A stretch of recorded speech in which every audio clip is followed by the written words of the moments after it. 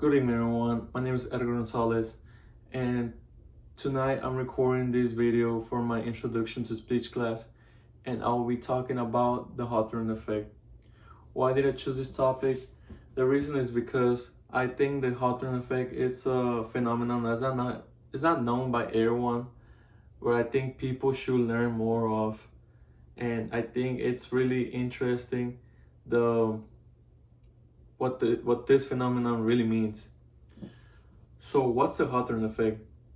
The Hawthorne Effect got its name back in 1955 by Dr. Henry Landsberger when he revisited the studies that were done in the late 1920s to early 1930s in a Western Electric's factory in the suburbs of Hawthorne, Chicago, in Illinois.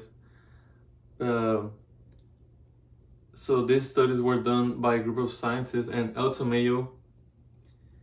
And what they did was that they studied a group of workers every week.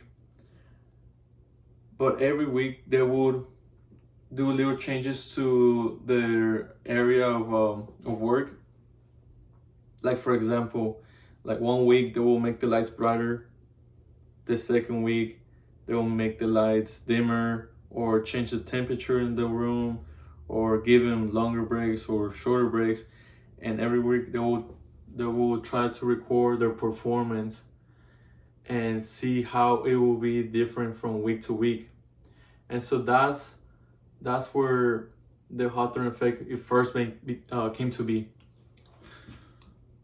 So another thing is that the Hawthorne Effect is not 100%.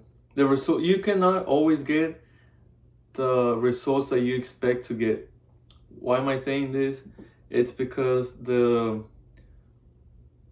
Hawthorne Effect is when you're watching the subjects of the group of people, and they know that they're being watched, so they're not going to perform the same or how they're supposed to every time you study them or you're watching them. Like for example, if you give a test to 20 students in a room and you're watching them, let's say the professor, somebody's watching them, they're not going to perform how they're supposed to. Like for example, if they study for this test and it's like their final test and the professor's in the room, they're going to maybe feel nervous, or they're going to start rushing through their test and answer the wrong questions. But if you take the professor out of the room, of course they might feel better about themselves while their performance in the test, or they might take their time. Many things can happen.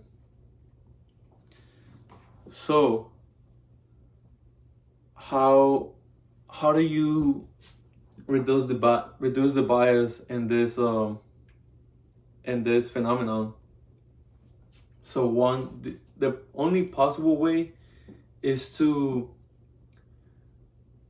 not let the group that you're watching, to not let them know that they're being watched and observed, and then from there just record the results.